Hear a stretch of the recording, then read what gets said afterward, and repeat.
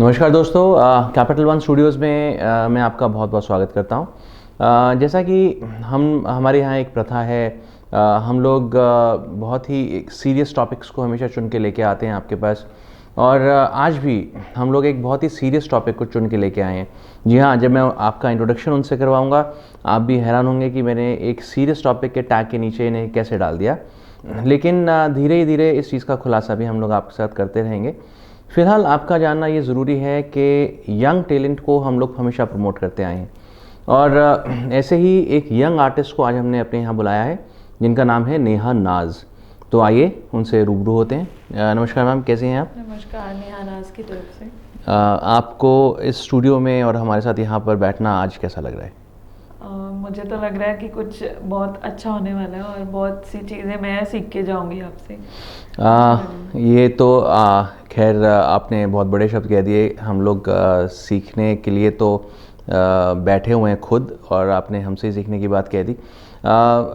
मैं अपने दर्शकों को ये बताना चाहूँगा कि इतनी छोटी उम्र के अंदर सूफ़ी गाना गाना एक बहुत बड़ी बात है, क्योंकि ऐसे शब्दों के मतलब को जानना बहुत एक गहरा है, उसका अंदाज़ होता है हर सूफ़ी गाने का। लेकिन नेहा जी ने सूफ़ी गानों को भी गाया, इसके साथ साथ बॉलीवुड के साथ भी वो जुड़ी हैं। अभी हाल ही के अंदर उनका एक सॉन्ग रिलीज़ हुआ है, फ़िल्म इश्क एक्चुअली का। तो उसके बारे में हम जानेंगे। बाली सगू के साथ में उन्होंने गाना गाया है, और इसके अलावा भी कई ट्रैक्स उनके अभी पाइपलाइन के अंदर हैं, जिसके बारे में धीरे धीरे हम लोग उनसे खुद ही बात करते हुए निकालेंगे। मैम, ये इतनी छोटी उम्र के अंदर सूफ़ी गाने गाना ये किस तरह से आपको आया? देखिए, पहले तो मेरा स्टार्ट ही घर से हुआ है, क्योंकि मेरे डैड पीएचडी म्यूज़िक थे, मिस्टर विजय कुमार। तो अब वो नहीं रहे हैं, लेकिन उनका जो एक वो हमेशा क्लासिकल म्यूज़िक करते थे। तो उनकी तरफ से ही हम लोगों को भी यही चीज़ें सुनना, लेजेंड लोगों को सुनना, गुलाम अली साहब हो गए या और भी काफ़ी आर्टिस्टों को सुनना, तो वो चीज़ें बचपन से हम सुनते आते थे, टफ़ चीज़ें जो होती। उसके बाद सूफ़ी सॉन्ग्स मैंने वडाली ब्रदर्स जो मेरे उस्ताद जी हैं, उनसे मैंने सूफ़ी सीखा है। और कुछ उसके पीछे मेरे ब्रदर तरुण कुमार, उनका जो मुझे सपोर्ट है, तो उस वजह से वो चीज़ें मैंने सीखी है। वैसे तो मैं हर चीज़ गाती हूँ, लेकिन सूफ़ी जो मुझे इंटरनली बहुत पसंद है, वो मेरे को एक कहते हैं ना, वो रूह की खुराक, वो वाली चीज़। तो रहने वाली भी आप अमृतसर की हैं। हाँ जी, और वो तो जगह ही भगवान की अपनी जगह है। बिल्कुल। तो उस जगह पे रहते हुए कुछ आर्टिस्ट्स के अंदर अपना ही एक अंदाज़ आ जाता है गाने का। जी बिल्कुल। तो सूफ़ी गानों का कोई एक अंदाज़ आपने सीखा या फिर आपके अंदर पहले से था? सूफ़ी देखो, हर गीत, हर संगीत को ना एक बेस चाहिए होता है, क्लासिकल बेस। तो ये है कि हाँ, उसमें जो सूफियाना का एक अलग ट्रेंड, मतलब लाइक अलग एक एक्सेंट होता है कि सूफ़ी, हम कोई वर्ड बोल रहे हैं वो पाकिस्तानी वो चीज़ें होती हैं, हम वो वर्ड्स को कितना क्लियर बोल रहे हैं, नहीं बोल रहे हैं, क्योंकि वो इबादत है। जब हम परमात्मा के साथ जुड़ी चीज़ों का जिक्र करते हैं ना, तो उसके लिए हमारे पास उसकी शब्दावली बहुत ज़्यादा गहरी होनी चाहिए, और उसके बोलने का ढंग, वो मैंने पूरनचंद वडाली साहब से ही सीखा है। अच्छा, तो शुरुआत आपकी सूफ़ी से हुई या फिर एक कैजुअल गाना उन्होंने आपसे पहले गवा कर देखा? शुरुआत ऐसा कुछ नहीं था मेरा। एक्चुअली मैंने एक रियलिटी शो आवाज़ पंजाब दी में मैंने ऑडिशंस दिए थे। वहाँ से मैं 1.5 लाख बच्चों में से सेकंड रनर अप थी। अच्छा। और फिर उसके बाद मुझे मार्केट में जैसे आर्टिस्ट वो प्रपोजल रहता था कि हमारा गाना गा दीजिए हमारा, तो ऐसे ही मैं कहीं गा रही थी क्लासिकल, तो वहाँ मुझे पूरनचंद वडाली साहब ने सुना गाते हुए। तो वो अक्सर किसी को ज़्यादा जल्दी स्टूडेंट बनाते नहीं हैं, लेकिन उन्होंने सुना, उन्हें अच्छा लगा, फिर उन्होंने खुद ही मुझे बोला कि मैं तेरे को गाइड करूँगा इस चीज़ में। तो उनसे आज तक सीखते आ रहे हैं, आज तक उनका आशीर्वाद साथ में है। ये तो बहुत बड़ी बात है, कितना बड़ा नाम है उनका। बिल्कुल बिल्कुल। तो मैम, इससे पहले कि हम इंटरव्यू को और आगे बढ़ाएं, कुछ एक सूफ़ी नगमा आपके। हाँ जी, ज़रूर, मैं आपको सुनाऊंगी। मेरी फर्स्ट एल्बम आई थी प्यार हो गया जी। उसमें मतलब वो एल्बम ऐसी थी कि उसमें मैंने फोक भी किया था, मिर्ज़ा भी, रोमांटिक भी, मतलब हर तरह का गाना किया था। तो उसमें एक सूफ़ी सॉन्ग भी रखा था। तो सूफ़ी में मुझे उस्ताद जी ने एक चीज़ करवाई थी, तो वो मैं आपके रूबरू करती हूँ। ज़रूर। ठीक है जी। निमाए मैनू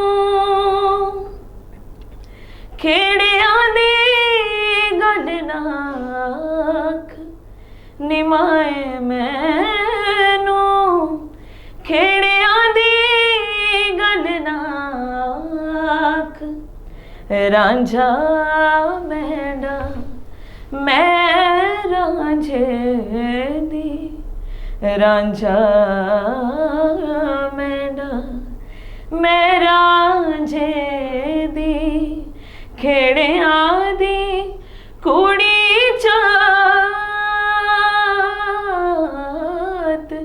माए मैनू खेड़ियां दी गल नाख, सोचां विचों किवें ऐनू कड्डां, सोचां विचों किवें ऐनू कड्डां, विच वड़ बैठा माए मैनू खेड़ियां दी गल ना आख। बहुत खूब, Thank you so बहुत much. खूब। आपकी आवाज़ के अंदर एक बहुत ज़बरदस्त वेरिएशन है मैम। मैं इतना गुणी तो नहीं हूँ कि एक आपके जैसे सिंगर को आँक सकूँ, अरे नहीं ऐसी कोई लेकिन हर सुनने वाला ज़रूर एक ऐसा अंदाज़ रखता है कि पहचान लेता है कि हाँ ये उसके मन को छू गया। तो ये तो बहुत बस बड़ों का बुजुर्गों का आशीर्वाद है। मैम आपकी आवाज़ के अंदर इतनी वेरिएशन देखी मैंने, इतना काफ़ी उतार चढ़ाव, हर तरीके से आपने सुरों को पकड़ के गाया। तो अब जानने की इच्छा ये हो रही है कि एक सिंपल सा बॉलीवुड सॉन्ग भी क्या आप उतनी खूबी से गा पाएंगी? हाँ बिल्कुल, मैं कोशिश करूँगी क्योंकि ज़रूर। मैं अपने शोज़ में रोमांटिक ट्रैक्स भी गाती हूँ और डांसिंग नंबर भी गाते हैं हम लोग। तो उसमें मुझे एक ट्रैक बहुत पसंद है, पर्सनली मुझे अच्छा लगता है, जी, वो ज़रूर। आपको ज़रूर सुना देती हूँ। जी। ओरे मनवा तू तो बाबरा है,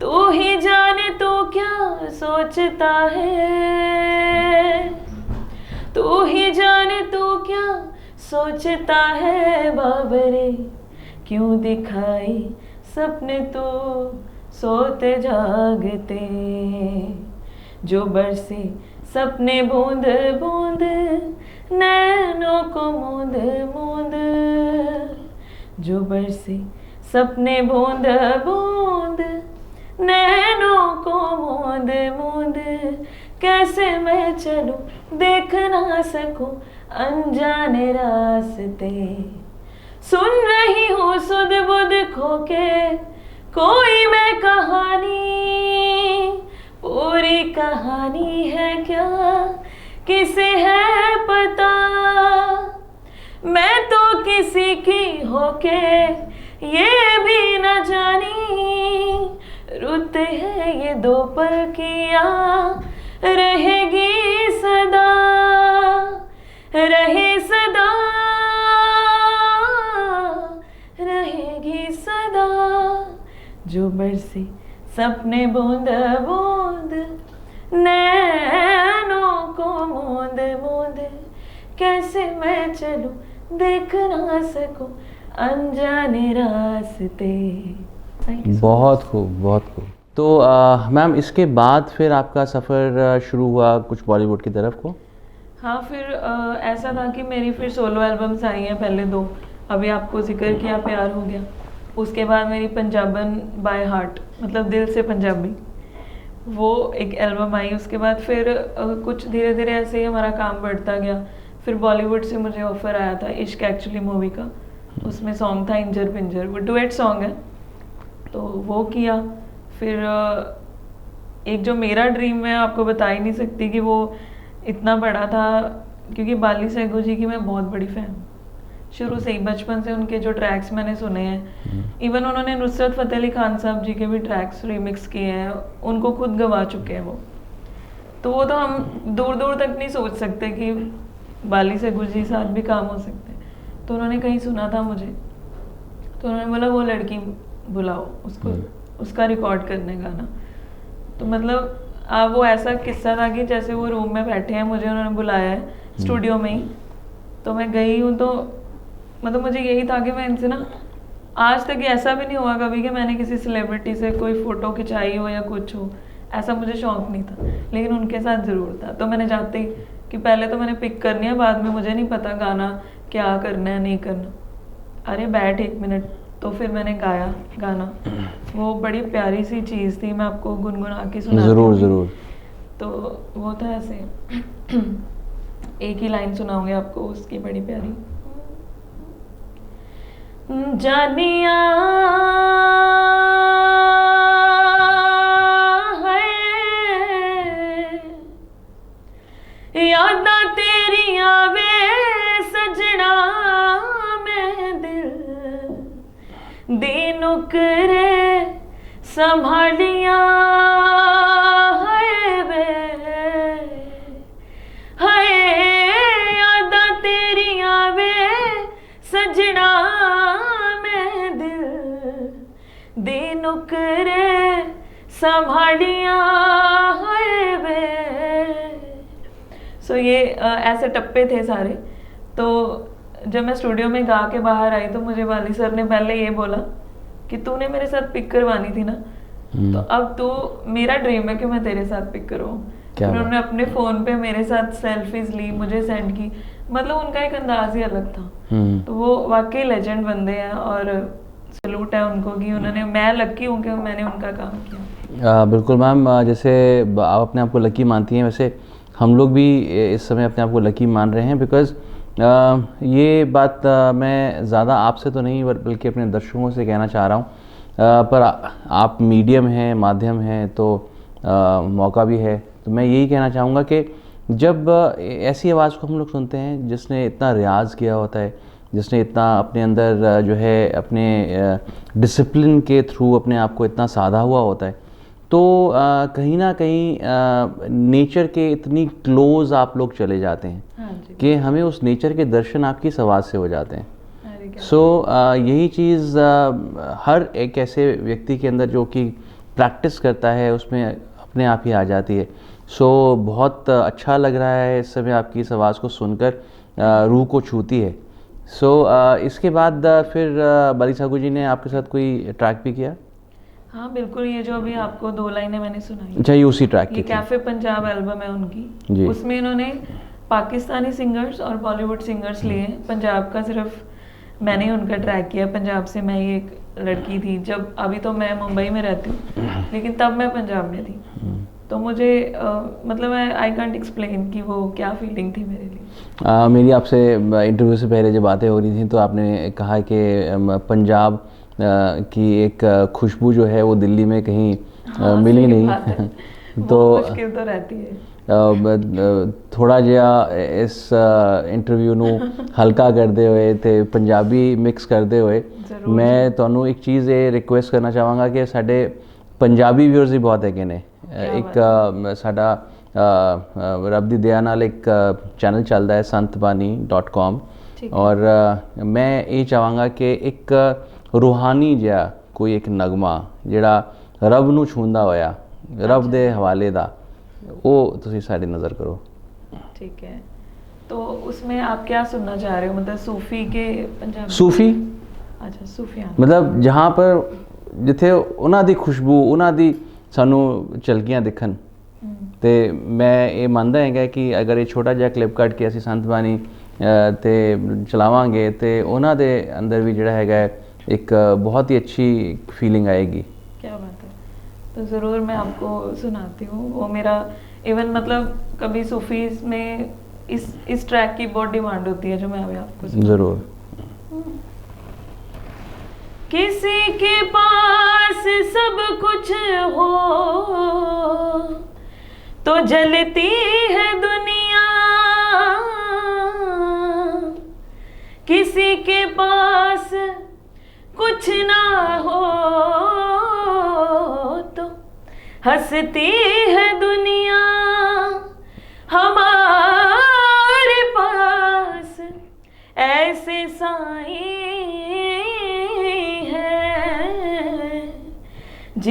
पाने को तरसती है दुनिया। क्या बात है। कर्म कमाया है सीने ना लाया है, मैनू दुखियारी नू अपना बनाया है। साई ने फड़ी मेरी बानी सैयों मैं सुहागण हो गई। वाह वाह। मौला ने फड़ी मेरी बानी सैयों मैं सुहागण हो गई। क्या बात है, Thank क्या you बात so है much. एक मैम यहाँ से क्वेश्चन निकल के आता है कि जो इंसान सूफ़ी नगमों को पहचान लेता है, उन शब्दों की पहचान बना लेता है, वो कहीं ना कहीं उसको दर्द ने छुआ होता है कहीं ना कहीं। तो उम्र आपकी बहुत छोटी है, यंग हैं आप तो, लेकिन फिर भी कोई इस तरह का वाक़या जो कि आपको इन शब्दों के नज़दीक ले गया हो? हाँ बिल्कुल। ये तो आपने क्वेश्चन ऐसा पूछ लिया कि चलो मैं अपने दर्शकों से जो मैं हूँ उनकी बदौलत हूँ, तो मैं उनसे कुछ छुपाने वाली तो हूँ नहीं, क्योंकि आई एम ओपन बुक। मैं हमेशा खुली किताब की तरह रही हूँ जहाँ भी, चाहे वो परिवार है, चाहे वो मेरी ऑडियंस है, मेरे फैंस हैं या मेरे फ्रेंड्स हैं। तो उसके बारे में आपको बता दूं कि जब मैं बहुत छोटी थी, मतलब 13 साल की थी, तो वो एक ट्रेजेडी मेरी लाइफ में बहुत बड़ी थी। तो मेरे मॉम डैड एक्सपायर हो गए थे इन 1 मंथ। तो कुछ प्रॉब्लम के कारण मेरे मॉम एक्सपायर हुए, तो मेरे पापा को सदमा लग गया, रोए नहीं थे। तो क्योंकि वो यकीन ही नहीं कर पा रहे थे कि आपको पता है सदमा लग जाए तो फिर बंदा रोता नहीं। तो वो भी 28 डेज़ के बाद मेरे डैड एक्सपायर हो गए। तो हम वो छोटे थे, मेरी एक सिस्टर है बड़ी और ब्रदर है बड़े, तो वो भी छोटे ही थे, मतलब 2-2, 3-3 साल का फ़र्क है हमारा। मैं घर में सबसे छोटी हूँ। तो वो एक ट्रेजेडी इतनी बड़ी थी कि उस टाइम पे कहते हैं ना, उस टाइम पे एक कोई गुरु ही आपका आसरा बनता है या परमात्मा ही आपका आसरा बनता है, क्योंकि असली माँ बाप तो परमात्मा ही है, क्योंकि ये दुनियावी रिश्ते हैं एक दिन तो खत्म होना ही है, जो हुआ है, जो है दुनिया में, जो दिखता है। और परमात्मा के साथ जोड़ा मेरे भाई ने हमें ज़्यादा कंसंट्रेशन उधर दिया कि नहीं, कि परमात्मा के घर जाना, उनके साथ जुड़े रहना है, गुरु घर जाओ ताकि हम स्ट्रांग हो जाए। तो वो चीज़ एक, जब उनका आसरा मिल गया तो फिर नेचुरल सी बात है कि जिसकी बदौलत हम जी रहे हैं, इतना कुछ कर लिया लाइफ में, तो फिर वो जब हम ऐसा सूफ़ी कुछ गाते हैं तो एक इंटरनल इबादत ही हो जाती है, उसका नाम ले लिया तो इबादत हो जाती है। जी बिल्कुल। तो ये इसलिए हम ज़्यादा टच हो जाते हैं उन चीज़ों से। और फिर ट्रेजेडी ऐसी थी कि आपको पता है कि लाइफ में बड़ा कुछ होता है, लेकिन अगर जिसने गुरु का आसरा ले लिया ना, तो फिर उसको किसी चीज़ की ज़रूरत नहीं पड़ती। बहुत बढ़िया, बहुत ही सुंदर विचार हैं मैम आपके। अभी कुछ ट्रैक्स आपके जो रिलीज़ हो रहे हैं इंटरनेट के ऊपर भी, काफ़ी आपके बारे में सर्च किया जाए तो आई थिंक नेहा नाज करके लिखेंगे तो काफ़ी कुछ आ जाएगा। ये मैं आप सभी दर्शकों के लिए बता रहा हूँ, नेहा नाज ऑलरेडी एक काफ़ी पॉपुलर नेम है इंटरनेट के ऊपर, सर्च कीजिएगा, आपको इनके बारे में काफ़ी जानने को मिलेगा।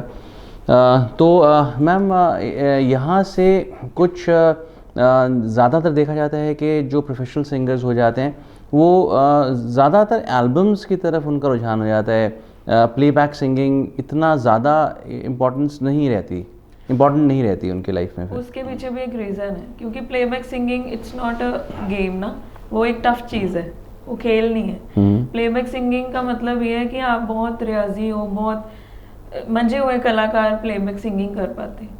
मोस्टली एल्बम्स की तरफ तब लोग जा जाते हैं क्योंकि हम लोग जब रिकॉर्डिंग करते हैं, या आजकल जितने भी आर्टिस्ट रिकॉर्डिंग करते हैं, वो मशीनरी से अपनी वोकल को साफ भी करवा लेते हैं। वो चीज़ें जो बॉम्बे है ना, मुंबई मेहनत मांगते हैं। मुंबई ये नहीं है, कंप्रोमाइज़ वो लोग नहीं कर पाते अपने काम के साथ। लेकिन अब हम देखते हैं कि यूथ में पंजाब के भी आर्टिस्ट इतने हैं कि नहीं भी सीखे हैं तो उनको ये शौक है मैंने सिंगर बनना है। तो क्या हुआ कि हमारा फाइनेंशियली बजट इतना है, तो हमने एल्बम कर दी, पैसा लगाया, एल्बम कर दी, तो हम सिंगर बन गए।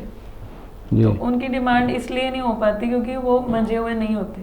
और मुंबई में आर्टिस्ट चाहिए मंझा हुआ। आपने बहुत पंजाबी आर्टिस्ट भी ऐसे देखे होंगे जो बॉलीवुड में काम कर रहे हैं, जैसे दिलजीत दोसांझ ने गाने किए, तो Diljit is a good singer, अच्छा वो एल्बम में भी अच्छा है, प्रोफेशनली वो लाइव में भी बहुत अच्छे हैं।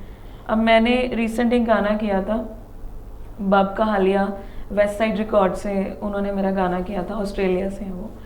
तो वो गाना पूरा वेस्टर्न था। अब मैं सूफी गाती हूँ, मेरी रूह का सूफी है वो, लेकिन आर्टिस्ट वो है जो ऑलराउंडर है, आपको जैसी डिमांड आई आपने कर दिया। तो उन्होंने एक गाना मुझसे करवाया था वेस्टर्न, तो वो मैं आपको 2 लाइन उसकी जरूर सुनाऊंगी। वो ऐसा था, वो बोल्ड वोकल में था, जैसे एक बेस वाला होता। बाबू मेरे छैल च बीले बाबू, हाय बाबू मेरे सब तो सोने बाबू, जदों भी तेनू तकदियां हो जांदियां बेकाबू। बाबू मेरे छैल च बीले बाबू, हाय बाबू मेरे सब तो सोने बाबू। फिर उन्होंने उस पे रैप किया था बीच में, फिर मतलब बहुत अच्छी एक चीज़ थी, तो वो भी हम लोगों ने की। क्योंकि मेरा ये मानना है कि अगर आप वाकई आर्टिस्ट हो तो आप वो आपके लिए टास्क है, वो आपने करना है। ये नहीं है कि मैं एक ही जॉनर हूँ, मैं तो सूफी गाऊंगी, मेरे से तो वेस्टर्न होगा नहीं। तो कामयाब तो वही है जो आप सही बात है, मतलब आपने वेरिएशंस इतनी आपने करी हैं कि मतलब हर चीज़ में महारत आपको हासिल है। बस ये आशीर्वाद ही है। मैं तो अपने आप को ये लकी मानती हूँ कि मेरी एक टोन ऐसी दे दी है भगवान ने, या बड़ों बुजुर्गों ने आशीर्वादों से, कि वो हर जगह वो फिट हो जाती है जी। कई बार ऐसा भी होता है कि वो टोन ही नहीं फिट हो पाती है। तो आपने देखा कि बॉलीवुड में भी गाना गाया सॉफ्ट लाइट सॉन्ग इंजर पिंजर में, तो वो भी गाना सॉफ्ट है जी। और वो एक टेक्निक हमने जो उस्तादों से सीखी होती है कि कहाँ भी हमने सॉफ्ट गायकी करनी है। सूफी में दम वाला गाना होता है कि वो जो हिक नाल गाण वाली गल हुंदी है, जेड़ा पंजाबी च कहंदे हैं, हिक नाल गाया। जी जी। तो फोक है वो भी हिक ना गाण वाली चीज़ है, लेकिन जो हिंदी है ना वो सॉफ्टनेस मांगता है। तो वो हिंदी ट्रैक्स कितने हैं जो इतने सॉफ्ट सॉन्ग हैं। बिल्कुल है, इसमें कोई डाउट नहीं है कि इतनी यंग एज के अंदर आपने इतना कुछ अचीव किया है मैम।